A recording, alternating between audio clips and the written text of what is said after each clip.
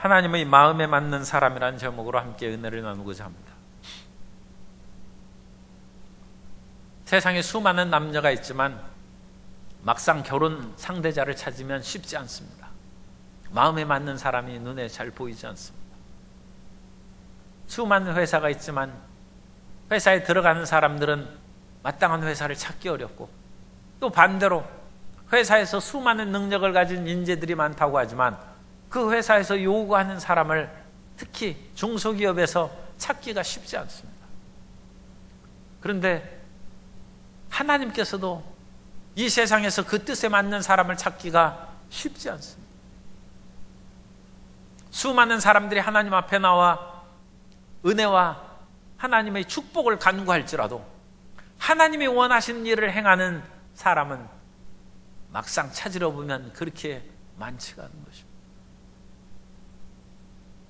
그러나 하나님의 마음에 들기만 하면, 전지전능하신 하나님의 마음에 드는 사람이 되면 이라는 소위 입에 망을 씌우지 않은 것처럼 하나님께서 마음에 드는 사람에게 온갖 하늘과 땅의 신령하고 기름진 복으로 채워주시는 것입니다. 인생의 성공은 이 땅에서의 여러 가지 일을 하고 몸부림치는 것도 중요하지만 그것보다 더 하나님의 마음에 합당한 삶을 살아가는 것입니다. 그러면 하나님께서 우리의 길을 열어주십니다. 첫째로 우리는 하나님께서 일을 맡길 만한 사람을 찾고 계신다는 것을 우리가 알아야 됩니다. 그러면 하나님께서 무슨 일을 하십니까? 하나님은 인류 구원의 일을 행하십니다. 하나님께서 아담과 하와를 지으셨을 때 아담과 하와가 하나님을 반역하고 선악을 알게 하는 나무 열매를 따먹음으로 하나님을 배반했습니다. 그때 인간은 2명밖에 없으니까 하나님께서 아담과 하와를 그냥 버리고 새로운 인간을 창조하실 수도 있습니다. 그런데 하나님은 아담과 하와를 회생시키고 그들의 자손을 통하여 구원의 역사를 이루실 것을 작정하셨습니다. 하나님의 작정입니다. 미국의 GM 코리아 GM 회사가 한국에 있는 군산 공장을 폐쇄한다는 것이 보도가 됐습니다. 이익이 되지 않으면 폐쇄하겠다는 것이죠. 일이 어떻게 전개될지는 알지 못합니다만 하나님께서는 죄악진 인간을 버리려고 생각 안 하시고 그들을 구원하시기로 작정하셨습니다. 그리고 그 구원의 역사를 이루시는 그 모든 일에 필요한 사람을 부르시고 맞는 사람을 찾으신 것입니다. 그 긴 역사 가운데 오늘 우리가 읽은 본문에서는 하나님께서 애굽에서 노예로 살고 있는 이스라엘 민족을 구원하셔서 그 이스라엘 민족을 통하여 율법을 주시고 하나님을 섬기는 법을 알게 하시고 그 안에서 메시아 예수 그리스도를 나게 하심으로 이스라엘뿐만 아니라 하나님을 알지 못하는 모든 이방 민족에게 구원의 역사를 베풀어 주시는 위대한 계획을 세우셨습니다. 그래서 그 하나님의 작정대로 이스라엘 백성들을 애굽에서 이끌어내시려고 하는데 막상 이끌어낼 인재를 찾으니까 모세가 적임자예요. 그런데 이 모세가 하나님의 명령에 그렇게 쉽게 순종하지를 않았습니다. 하나님께서 출애굽기 3장에 모세에게 나타나셨어요. 불타는 떨기나무 가운데서 나타나셨는데 이 떨기나무가 불이 꺼지지 않는 것을 보고 모세가 이상하게 생각해서 떨기나무 앞으로 나왔습니다. 그때 하나님께서 모세를 부르시고 야훼 하나님의 이름을 가르쳐 주셨어요. 하나님을 만나고 그 이름을 들었으면 즉각적으로 순종하고 일을 행해야죠. 근데 모세가 머뭇거리는 거예요. 나이가 이미 80이 되고 힘도 없고 능력도 없다고 생각했을 것입니다. 그러자 하나님께서 능력을 주셨어요. 지팡이를 던지니까 뱀으로 변했어요. 손을 품 안에 넣으니까 나병이 생기고 다시 그것을 품에 넣으니까 나병이 깨끗이 치료됐습니다. 놀라운 기적의 능력을 주셨어요. 그런데도 모세가 마땅하게 생각을 안 하는 것 같아요. 그러자 하나님께서 내가 애굽으로 가면 애굽 강물을 떠서 그것을 부으면 피가 될 것이다. 그러면 사람들이 믿고 내 요구를 받아들일 것이다. 출애굽기 3장 22절 동안 하나님께서 계속 모세에게 말씀하십니다. 그리고 4장에 걸쳐서도 주님께서 그야말로 모세를 권면합니다. 마치 옛날 삼국지에 유비가 삼고초려를 하여 제갈량을 모시려고 하듯이 하나님께서 모세에게 여러 번 말씀하시고 여러 번 그와 같은 능력과 기적을 주셔서 행하는데 모세에 나온 대답은 아멘이 아니라 모세는 주님, 저는 혀가 뻣뻣하고 입술이 둔해서 말을 못하오니 주님 일을 행하기가 어렵습니다. 그래서 출애굽기 4장 11절, 이미 33절의 긴 과정을 통한 후에 하나님께서 야훼께서 그에게 이르시되 누가 사람의 입을 지었느냐? 누가 말 못하는 자나 못 듣는 자나 눈 밝은 자나 맹인이 되게 하였느냐? 나 야훼가 아니냐? 이제 가라. 내가 내 입과 함께 있어서 할 말을 가르치리라. 그런데도 모세가 주님, 이 말을 듣고도 보낼 만한 자를 보내소서. 결국은 하나님께서 억지로 모세에게 떠맡겨서 밀어붙입니다. 출애굽기 4장 14절에 보면 야훼께서 모세를 향하여 노하여 이르시되 레위 사람 내 형 아론이 있지 아니하냐? 그가 말 잘하는 것을 내가 아노라. 그가 너를 만나러 나오나니 그가 너를 볼 때 그의 마음에 기쁨이 있을 것이라. 하나님께서 결국 모세를 들어 사용하셨습니다만 사람들이 하나님의 말씀을 잘 안 듣습니다. 하나님께서 능력과 기적을 다 주신다 할지라도 주님, 전 이대로 그냥 살다가 제 인생 내 맘대로 살다가 천국이나 가면 감사하죠. 그래서 하나님의 일을 맡으려고 하죠. 하나님께서 모세 이후에 순종하는 여호수아 같은 그런 하나님 마음에 맞는 편한 사람도 생겼지만 여호수아가 죽은 후에 수많은 사사들이 일어났습니다만 그 사사들은 들쑥날쑥한 거예요. 하나님 말씀을 잘 들었다가 또 인간의 연약함으로 죄를 범죄해서 하나님의 이 위대한 구원의 역사에 대해서 열심을 품고 모든 것을 다하는 사람을 찾기가 어려워. 그러다 마지막 사사가 사무엘의 두 아들 요엘과 아비야입니다. 그런데 요엘과 아비야는 사사는 원래 재판관이라는 뜻이에요. 영어 성경에는 저지라고 나오죠. 재판관입니다. 어느 성경에는 판관기라고도 번역을 했어요. 그런데 요엘과 아비야는 재판한 사람이 뇌물을 좋아하니까 뇌물 받고 재판한 사람이 올바로 재판하겠습니까? 그리고 백성들이 원성에 가득하고 결국은 이 백성들이 사무엘에게 찾아와서 당신 아들들은 사사로서 적임자가 아닙니다. 우리에게 왕을 주옵소서. 그래서 왕을 준 거예요. 그 왕이 이스라엘의 초대왕 사울입니다. 하나님께서 사울을 기뻐하셔서 기름을 부사 왕을 세웠는데 이 사울도 하나님의 명령을 불순종했어요. 아말렉을 진멸하라는 하나님의 명령을 어기고 아말렉의 왕 아각을 살려두고 양떼와 소떼의 좋은 것을 남겨두고 주님의 뜻을 거스린 것입니다. 그때부터 또 하나님께서 부지런히 이스라엘 백성 가운데 하나님의 위대한 구원의 경륜을 이룰 사람을 찾았는데 마침내 이새의 아들 다윗을 만났다는 것입니다. 다윗을 만났다는 것은 찾아서 만났다는 뜻입니다. 이 휴리스코라는 헬라어를 쓰고 있는데 그건 부지런히 찾아서 만나는 것입니다. 하나님이 그냥 우연히 마주친 것이 아니라 사울을 왕으로 폐하고 누가 이 하나님의 뜻을 행할 수 있는 사람이 있을까? 그래서 찾고 찾았는데 다윗을 만나니 하나님이 마음에 흡족해. 그래서 하나님께서 내 원하는 뜻을 다 그에게 이루리라고 작정하신 것입니다. 그러면 두 번째로 어떤 사람이 하나님의 맞는 사람인지 우리가 그것을 그래서 오늘날 우리에게 어떠한 어려움과 힘든 것이 또 문제가 있을지라도 하나님의 마음에 맞는 사람이 되기만 하면 우리 앞길이 열리게 될 줄로 믿습니다. 하나님의 마음에 맞아야죠. 회사에 들어가려면 회사 회장의 마음에 들어야 뭐 회장이 면접하는지는 모르지만 그건 맞아야 들어갈 거 아닙니까? 국가의 그런 일에 같이 팀워크를 이뤄서 이루려면 그 팀장의 마음에 맞아야 일을 하는 것이죠. 하나님의 복을 받으려면 하나님의 마음에 맞아야 됩니다. 그러면 하나님께서 어떤 스펙을 가진 사람을 원하십니까? 하나님이 구하시는 스펙은 뭡니까? 오늘날 취직의 스펙을 위해서 얼굴에 성형수술도 하고 온갖 것을 그렇게 다듬는 사람이 있는데 그건 하나님께는 그럴 필요 없어요. 하나님은 원래 지어준 대로 가야지 고쳐 갖고 가면 하나님이 놀라셔서 못 알아보실 수도 있어요. 하나님은 외모에 신경을 안 쓰십니다. 하나님이 원하시는 스펙은 외모가 아닙니다. 사무엘상 16장 7절에 보면 야훼께서 사무엘에게 이르시되 그의 용모와 키를 보지 말라. 내가 이미 그를 버렸노라.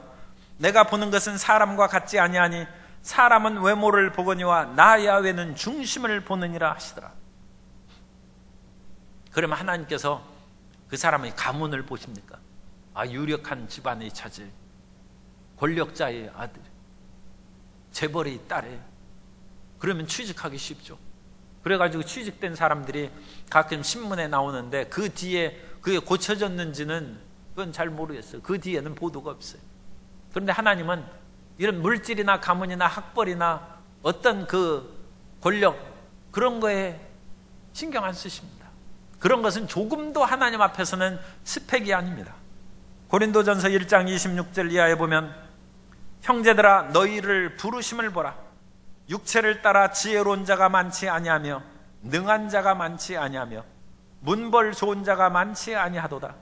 그러나 하나님께서 세상의 미련한 것들을 택하사 지혜 있는 자들을 부끄럽게 하려 하시고 세상의 약한 것들을 택하사 강한 것들을 부끄럽게 하려 하시며 하나님께서 세상의 천한 것들과 멸시받는 것들과 없는 것들을 택하사 있는 것들을 폐하려 하시나니 이는 아무 육체도 하나님 앞에서 자랑하지 못하게 하려 하심이라. 세상에서 자라나는 스펙은 하나님께서 찾으시는 것이 아니에요. 토플이나 토익 만점 맞아도 하나님은 신경 안 쓰세요. 이 옛날 하나님께서 다윗 찾으실 때는 영어는 있지도 않았어요. 영어는 생기지도 않았어요. 그러니까 그런 것은 스펙이 아니에요. 그럼 하나님께서 원하시는 것은 무엇입니까? 하나님이 원하시는 것은 하나님을 사랑하는 사람을 찾으십니다. 신명기 6장 4절 이하에 보면 이스라엘아 들으라. 우리 하나님 야훼는 오직 유일한 야훼이시니 너는 마음을 다하고 뜻을 다하고 힘을 다하여 내 하나님 야훼를 사랑하라. 그런데 사랑을 하되 마음을 다하고 뜻을 다하고 힘을 다하여 사랑하는 사람을 찾으신다. 하나님보다 더 사랑하는 것이 있으면 그건 탈락이에요. 하나님이 찾으시는 것은 문벌이 없어도 권력이 없어도 돈이 없어도 외모가 그것이 문제가 되지 않는다. 하나님은 그렇게 하나님이 만드시고 모든 것을 지으셨는데 그런 것을 문제 삼으실 리가 없죠. 하나님이 문제 삼는 것은 우리의 마음인데 하나님을 사랑하는 마음이 주님께서 원하시는 것이고 주님께서 그 사랑하는 마음을 갖되 이 세상의 어떤 것보다 나를 더 사랑하느냐. 예수님께서 베드로에게 내가 이 모든 사람들보다 나를 더 사랑하느냐 물으신 것처럼 주님께서 오늘날 우리에게 찾으시는 것은 내가 세상의 그 어떤 것보다 나를 더 사랑하느냐, 그걸 물으시는 것입니다. 그리고 하나님께서는 지금 우리 눈에 보이지는 않아요. 그러나 내가 너를 사랑하고 하늘과 땅을 만드시고 항상 있는 것을 믿느냐. 주님께서 우리에게 찾으시는 두 번째 스펙은 믿음이에요. 히브리서 11장 6절에 보면 믿음이 없이는 하나님을 기쁘시게 하지 못하나니 하나님께 나아가는 자는 반드시 그가 계신 것과 또한 그가 자기를 찾는 자들에게 상 주시는 이심을 믿어야 할지니라. 믿음이 없이는 하나님의 마음에 들지 못한다. 눈에는 아무 증거 안 보이고 귀에는 아무 소리 안 들리고 손에는 잡히는 거 없고 앞길은 칠흑같이 어두울지라도 하나님이 계신 것을 믿어야 됩니다. 하나님이 계시지 않으면 우주가 어찌 있겠습니까? 어찌 거대한 우주가 우연히 생기겠습니까? 하나님이 만드신 거죠. 우리 인생의 신묘막측함을 우리가 살펴보면 알 수 있는데 어찌 그것이 우연히 만들어지겠습니까? 하나님께서 우리를 지으시고 만드신 것입니다. 하나님이 계신 것을 믿어야 돼요. 그 믿음이 있어야 하나님께서 그 마음에 들어 하신 것입니다. 뿐만 아니라 우리가 이 믿음을 돈독하게 더 굳건하기 위해서 우리는 우리의 문제들을 기도합니다. 하나님, 내 질병을 고쳐주시고 삶의 문제를 해결해 주시고 나의 원수를, 나의 원한을 풀어주옵소서. 그런데 그것을 기도할 때 뒤로 물러가면 안 돼요. 끝까지 불태전의 기도를 올리는 기도 용사를 하나님이 찾으십니다. 예레미야 29장 13절에 보면 너희가 온 마음으로 나를 구하면 나를 찾을 것이요 나를 만나리라. 그냥 만날 수 있는 것이 아니라 온 마음을 다해, 온 마음을, 지성이면 감천이라고 우리가 온 마음을 다하여 예수 그리스도의 아버지 하나님을 찾으면 주님께서 우리에게 임하여 주시는 것입니다. 어떠한 고통과 수렁에서도 우리를 건진다고 다윗은 시편 40편에서 말씀합니다. 내가 야훼를 기다리고 기다렸더니 귀를 기울이사 나의 부르짖음을 들으셨도다. 나를 기가 막힐 웅덩이와 수렁에서 끌어올리시고 내 발을 반석 위에 두사 내 걸음을 견고하게 하셨도다. 그러므로 우리는 내 뜻이 아니라 하나님이 원하시는 뜻을 받아들이는데 열심을 다해야 됩니다. 하나님께서 다윗을 부르신 까닭은, 다윗을 마음에 합당하게 한 까닭은 다윗은 생각하는 것이 달랐어요. 사람들은 자기 중심으로 생각하는데 다윗은 하나님 중심으로 생각했습니다. 다윗이 골리앗을 물리친 것도 하나님 중심으로 생각하기 때문에 골리앗을 물리친 것입니다. 물론 다윗이 물맷돌을 연습을 잘했어요. 물맷돌로 실력자였어요. 그러나 물맷돌 잘 던진 사람은 많이 있습니다.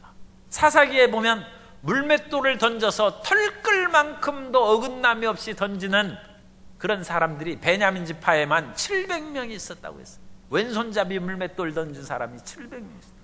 이스라엘 전체에 물맷돌 잘 던진 사람이 많이 있습니다. 다윗이 물맷돌 던져서 골리앗을 죽인 것은, 그것은 하나님에 대한 경외함으로 승리한 것이지 물맷돌 실력만이 아니에요. 그럼 하나님을 경외함이 무엇이냐? 사람들은 골리앗의 거대한 신체를 보고 저런 장군을 우리가 못 이긴다는 것입니다. 그런데 다윗은 그렇게 생각하지 않았습니다. 다윗은 골리앗이 아무리 기골이 장대한다 할지라도 하나님을 모독한 사람인데 그것은 하나님이 심판하신다는 거예요. 하나님에 대해서 함부로 얘기한 그 골리앗을 하나님께서 어찌 심판하시고 무찌르지 않겠느냐? 내가 이제 물맷돌을 들고 나아가면 하나님께서 역사하여 주셔서 반드시 골리앗을 무찌를 것이다. 하나님 중심으로 생각합니다. 물맷돌 실력도 실력이거니와 하나님이 도우셔서 골리앗을 이기고 승리한 것입니다. 다윗은 사울에게 쫓겨다녔어요. 그야말로 다윗이 그 사울 왕이니까 지명수배를 받은, 오늘날로는 그런 사람. 어딜 가든지 백성들이 신고하고, 이 백성들도 다윗을 옛날에는 좋아했지만 이제 왕이 명령하니까 어쩔 수 없이 그와 취해서 다윗이 사람 없는 광야 속으로, 사람이 없는 굴 속으로 피해 다녔어요. 그런데도 하나님께서 다윗을 지켜주시다가 다윗이 사울을 죽일 수 있는 기회가 2번이나 있어요. 그냥 은밀하게 죽일 수 있는 그런 동굴에서 다윗이 사울을 만났습니다. 일반 사람 같으면 내가 이와 같이 죄도 없는데 나를 핍박하고 죽이려 하는 사울을 이제 하나님께서 원수를 내 앞에 주셨다 해서 사울을 죽였을지 몰라요. 그런데 다윗은 생각이 틀려요. 사울은 지금 올바르게 행동하지는 못하지만 하나님의 기름 부음 받은 사람인데 내가 직접 하나님의 기름 부음 사울 왕을 못 죽인다는 거예요. 하나님께서 사울을 처치하기를, 하나님의 심판으로 사울을 멸하시기를 다윗은 그와 같이 기도하고 사울을 직접 죽이지 않습니다. 다윗은 하나님 중심으로 생각합니다. 하나님께서 행하시면 하나님이 하신다. 그 믿음으로 하나님께서 다윗을 마음에 합한 사람으로 여긴 것입니다. 우리는 이 세상을 살아갈 때 우리 마음대로 어떤 일을 결정하고 우리 마음대로 그 일을 행하려는 경향이 있습니다. 반드시 하나님의 뜻을 여쭤보시기 바랍니다. 하나님께 기도해요. 그럼 하나님께서 뭐라고 하시는지, 그것이 없다 할지라도 기도한 후에는 우리가 일을 행할 수 있습니다. 그러면 하나님께서 우리에게 세미한 음성으로 말씀을 주실 때도 있고, 그렇지 않으면 주님께서 막지 아니하시면 하나님의 뜻으로 나아가는 것입니다. 그런데 사울은 하나님의 뜻을 순종하지 않았어요. 하나님의 뜻을 어겼습니다. 사울이 아말렉 사람들을 진멸하라고 했을 때 사울이 그 사람들을 죽이지 아니하고 양떼와 소떼를 살려둔 것은 백성들이 원했기 때문이라고 얘기합니다. 사무엘상 15장 20절 이하에 보면 사울이 사무엘에게 이르되 나는 실로 야훼의 목소리를 청종하여 야훼께서 보내신 길로 가서 아말렉 왕 아각을 끌어왔고 아말렉 사람들을 진멸하였으나 다만 백성이 그 마땅히 멸할 것 중에서 가장 좋은 것으로 길갈에서 당신의 하나님 야훼께 제사하려고 양과 소를 끌어왔나이다 하는지라. 나는 순종하려고 했는데 백성이 반대해서 못했다는 얘기입니다. 백성들이 그것도 변명이 있죠. 하나님께 제사 좋은 것으로 드리자 해서 그것을 끌어왔다는 것입니다. 백성들은 하나님 핑계를 들고 제사 드리는 핑계를 들고 하나님 명령을 어기는 거예요. 그런데 그 명령을 어기는 백성들을 사울은 그대로 방치한 것입니다. 나는 절대 그것을 용납할 수 없다. 나는 하나님의 뜻을 쫓아서 왕이 되었고 하나님의 뜻을 따라서 아각 이 아말렉 사람들을 진멸하는 전쟁에서 승리했고 그러면 하나님의 명령대로 그것을 끝까지 완수해야 된다. 사울은 그것을 얘기를 안 했습니다. 하나님께서 우리의 마음을 다하고 뜻을 다하고 힘을 다하여 하나님을 사랑하기를 원하신 것은 우리가 이 세상에서 하나님을 사랑하다가 세상 사람들의 유혹이 다가오고 세상 사람들의 이해관계가 부딪히면 사람들의 음성을 따를 수가 있어요. 왜냐하면 하나님께서 우리를 왕으로 세워주셨는데도 불구하고 왕이 된 후에는 백성들의 눈치 보는 거예요. 지금 사울이 그것입니다. 하나님이 사울을 왕으로 세웠는데 사울은 왕이 된 후에는 백성이 없는 왕이 어디 있느냐. 누가 또 그런 얘기 하겠죠. 군사들이 당신한테 쿠데타 일으키면 당신이 무슨 왕을 하겠느냐. 그러니까 이 백성 중에서 특히 여기는 군사된 백성이죠. 그런 사람들을 그냥 따르는 것입니다. 옛날에 로마 황제도 자기의 친의 군인들에게는 엄청난 보너스를 줬습니다. 일반 군대 월급하고는 상상도 할 수 없는 10배 이상의 그런 상여금을 줬어요. 왜냐하면 로마 황제를 할지라도 자기를 측근에서 돌보는 친위대가 모반하면 죽는 것이죠. 그러나 하나님께서는 사람들 눈치 보고 하나님의 뜻을 거역한 사람들을 원하지 않습니다. 우리는 살든지 죽든지 주님께 순종해야 될 줄로 믿습니다. 그리고 하나님께서 허락하시지 않으면 천천만만의 군사가 우리를 대적하여 우리를 쳐들어온다 할지라도 우리를 해할 수 없습니다. 그걸 믿어야죠. 그게 믿음이죠. 그리고 그것에 하나님을 가장 소중히 여기는 것이 그것이 사랑이죠. 하나님보다 더 귀하게 여기는 것은 그건 온전한 사랑이 아닌 것입니다. 그런데 다윗은 그런 사랑을 했습니다.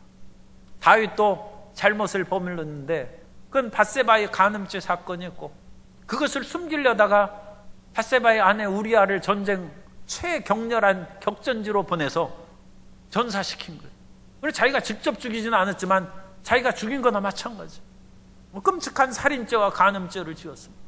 그런데 그것을 나단이 와서 지적했어요. 그때 다윗은 주변 나라를 복습하고 승승장구하는 승리의 왕으로서 지금 자리에 있을 때입니다. 두려울 것이 없죠. 그런데도 다윗은 나단의 지적에 대해서 내가 야훼께 범죄하였노라. 자기 죄를 시인하고 그야말로 하나님 앞에 무릎을 꿇은 것입니다. 변명하지 않았어요.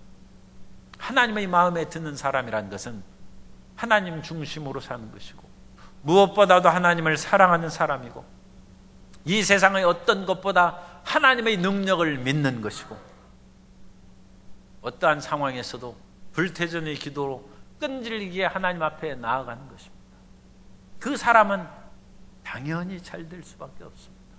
세 번째로 하나님의 마음에 합하면 만사가 형통하게 됩니다. 따라서 하세요. 하나님의 마음에 합하면 만사 형통하게 됩니다. 하나님의 마음에 합해서 살면 그 다음부터는 사실 걱정할 것 없죠. 그래도 우리가 어떻게 형통했는지 그냥 제가 한번 말씀을 드립니다. 그것은 뭐 몰라도 하나님께서 형통하게 해주신데, 그래도 우리가 더 하나님의 마음에 합해야지, 그런 결단을 더 강화시키기 위해서 말씀을 드린 것입니다. 다윗이 하나님의 마음대로 골리앗을 물리쳤어요. 나는 다른 것은 참아도 하나님을 비방하는 것은 못 참는다. 그 다윗입니다. 그래서 다윗은 아니 그 아직 청년 어린 아이 티를 벗어나지 못하고 기골도 장대하지 못해서 갑옷도 제대로 입지 못하는 다윗이, 난 이런 것은 제대로 군인으로서 역할을 제대로 수행할 수는 없지만 하나님을 모욕한 골리앗은 내 그대로 둘 수 없다. 물맷돌 5개를 들고 가는, 그래가지고 골리앗을 물리쳤습니다. 물리친 후에 하나님께서 다윗을 형통하게 해주시고 높여주십니다. 사무엘상 18장 6절 이하에 보면, 무리가 돌아올 때 곧 다윗이 블레셋 사람을 죽이고 돌아올 때 여인들이 이스라엘 모든 성읍에서 나와서 노래하며 춤추며 소고와 경쇠를 가지고 왕 사울을 환영하는데, 여인들이 뛰놀며 노래하여 이르되 사울이 죽인 자는 천천히요 다윗은 만만이로다 한지라. 조금 지나친 것 같아요. 사울왕을 영접한 여인들이 사울은 천천히요 다윗은 만만이라고 하니까 사울이 얼마나 기분 나쁘겠어요. 그런데 다윗을 하나님께서 높이실 때 왕보다 높여주십니다. 참 기가 막힙니다. 그런데 그것을 인하여 이제 사울이 질투를 받게 됩니다만, 어쨌든 무명의 다윗이 양치기가 왕은 천천히요 다윗은 만만의 그런 영광을 이스라엘 여인들이 속옷치고 춤추면서 노래하는 것입니다. 평창 동계올림픽 메달로 하면 한 5개는 따는 것이죠. 금메달을 혼자 5개를 휩쓸으면 온 세계가 그야말로 들썩거리고, 우리 나라에서 뭐 그 영웅 취급하는 것은 말할 것도 없고, 다윗이 골리앗을 물리치고 일약 만만의 그런 장군이 된 것입니다. 또 하나, 다윗이 하나님 앞에 사울을 죽이지 않고 끝까지 하나님께 그 모든 것을 맡겼어요. 그러자 하나님의 때가 이르자 사울이 대적 블레셋의 손에 죽고 다윗은 온 백성이 모여들어서 왕을 삼았습니다. 하나님이 세우신, 사무엘하 5장 3절에 보면, 이에 사울이 죽은 후 이 사건입니다. 이에 이스라엘 모든 장로가 헤브론에 이르러 왕에게 나오매 다윗 왕이 헤브론에서 야훼 앞에 그들과 언약을 맺으매 그들이 다윗에게 기름을 부어 이스라엘 왕으로 삼으니라. 하나님이 이스라엘 왕으로 세우신 것입니다. 하나님의 뜻이면 이루어지는 것입니다. 하나님의 뜻에 맞기만 하면 우리는 아무리 원수가 있어도 원수 죽이려고 뛰어다닐 필요 없어요. 하나님의 마음에 드는 것이 중요한 것입니다. 하나님 마음에 들면 원수의 손에서 우리를 지켜 보호하시고 하나님께서 원수를 제거하시고 왕으로 세워주시는 것입니다. 뿐만 아니라 어찌 사울뿐입니까? 온 주변 족속들을 다 정복하여 다윗이 싸우는 곳마다 이기게 하셨다고 성경은 말씀합니다. 사무엘하 8장 14절에 보면, 다윗이 에돔에 수비대를 두되 온 에돔에 수비대를 두니 에돔 사람이 다 다윗의 종이 되니라. 다윗이 어디로 가든지 야훼께서 이기게 하셨더라. 이 다윗을 통해서 예수 그리스도께서 이 땅에 오신 것입니다. 그래서 다윗의 자손 예수인 것입니다. 그런데 다윗의 자손 예수도 혈통으로는, 육신의 혈통으로는 다윗의 가문에서 태어났죠. 그러므로 예수님께서는 참 하나님의 아들이신 예수님께 대해서는 적절하지 못한 표현입니다만 사람이신 예수님이시기 때문에 그 사람이신 예수님도 하나님 마음에 합당하게 들었다는 것입니다. 왜 합당하게 들었냐? 예수님께서도 온 마음을 다하여 하나님을 사랑하고 하나님께 순종하고 하나님을 절대적으로 믿고 하나님께 끊임없이 기도하는 예수님으로 복음서에 기록되어 있기 때문입니다. 예수님께서 하나님이실지라도 사람의 몸을 가지고 이 땅에 오셔서 어찌나 철저하게 순종하고 하나님의 뜻을 따랐던지, 겟세마네 동산에서 십자가를 지시고 인류의 모든 죄악의 고난의 잔을 마실 것을 생각하며 예수님께서 몸서리친, 예수님께서 그 일을 위하여 부르짖어 기도하신 것입니다. 온몸에 피땀을 흘리면서 기도하실 때 예수님께서 그렇게 기도하십니다. 아버지의 이 잔을 내게서 옮기시옵소서. 그러나 내 원대로 마옵시고 아버지의 원대로 되기를 원하나이다. 철저한 순종입니다. 어떠한 우리의 고난과 이해관계의 충돌이 있을지라도 하나님께 순종하는 것입니다. 그래서 하나님이 믿어지는 것입니다. 저 사람은 내가 믿는다. 하나님이 믿으시는 사람이 돼야 됩니다. 우리가 하나님을 믿는 것도 중요하지만 하나님이 우리를 믿어주는 것은 더 중요합니다. 우리가 아버지를 믿는 것도, 부모님을 믿는 것도 중요하지만 부모님이 자식을 믿어주는 것이 더 중요합니다. 왜냐하면 부모님은 자식보다 크죠. 그러니까 부모님은 모든 것을 아는데 그래도 내 자식은 틀림없다. 믿으면 그 자식 자랑스럽죠. 우리가 하나님을 믿는 것도 중요합니다. 그러나 하나님의 마음에 합해서 하나님이 믿어주는 우리 모든 성도님이 되시기를 예수님의 이름으로 축원합니다. 그리고 예수님께서는 십자가에 그래서 달리셨어요. 그 겟세마네 동산에서 피땀 흘리는 기도를 올리시고 순종하여 십자가를 지셨습니다. 십자가를 지신 후에도 수많은 사람이 조롱하고 놀리고 십자가에서 내려오면 하나님의 아들로 믿겠노라고 그와 같이 얘기했어요. 그런데도 예수님께서는 온갖 인간의 조롱과 비방을 다 물리치고 십자가에서 다 이루셨습니다. 그래서 이 하나님의 경륜을 다 이루신 거예요. 하나님께서 아담과 하와의 죄악 이후로 수많은 사람들의 죄악을 속량하고 모든 사람을 믿음으로써 하나님께 인도하려는 계획을 가지셨는데, 그 계획을 위해서 하나님께서 모세를 세우신 것이고 이스라엘 민족도 세우신 것이고 기드온을 세우신 것도 이사야를 부르신 것도 예언한 것도 모든 그것이 유대인과 이방인 모든 인류를 구원하시려는 하나님의 섭리에서 나온 것입니다. 그런데 그 모든 섭리를 이루는 십자가의 대속을 예수님께서 다 이루신 것입니다. 십자가에 달리셔서 내가 다 이루었다 그렇게 하고 운명하신 것입니다. 그러므로 하나님께서 그 일을 얼마나 기뻐하셨던지 그리스도의 모든 이름을 존귀하게 하고 지극히 높여주셨다고 성경은 말씀합니다. 빌립보서 2장 8절 이하에 보면 사람의 모양으로 나타나사 자기를 낮추시고 죽기까지 복종하셨으니 곧 십자가에 죽으심이라.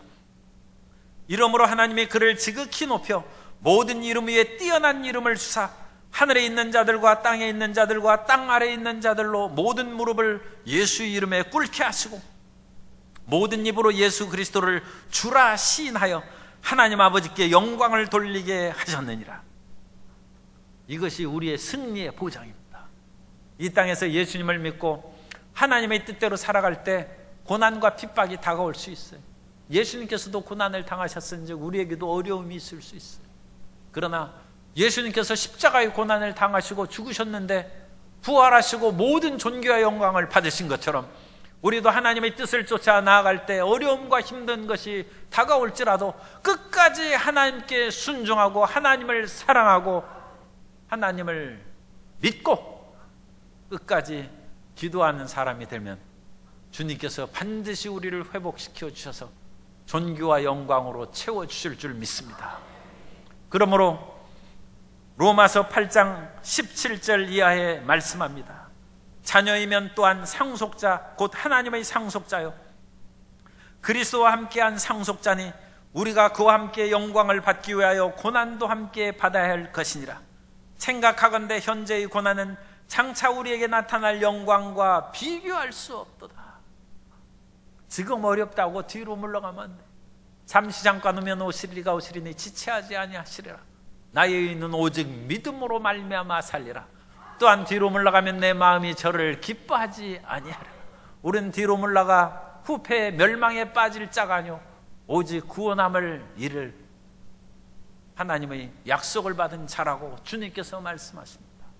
우리는 뒤로 물러가지 아니하고 믿음으로 전진하여 위로 향한 생명길로 나아가야 될 줄로 믿습니다. 현재의 고난은 장차 우리에게 예비된 영광과 좋게 비교할 수 없습니다. 뿐만 아니라 이 땅에 살아갈 때에도 천국에서 그 영광을 받을 것은 말할 것도 없거니와 이 땅에 살아갈 때도 모든 것이 합력하여 선을 이룰 것입니다. 하나님을 사랑하는 자, 곧 그 뜻대로 부르심을 입은 자들에겐 모든 것이 합력하여 선을 이루느니라. 그 약속의 말씀이 우리에게 있은즉 하나님의 마음에 합한 사람이 되시기를 주님 이름으로 축원합니다. 하나님께서 그런 사람을 찾으십니다.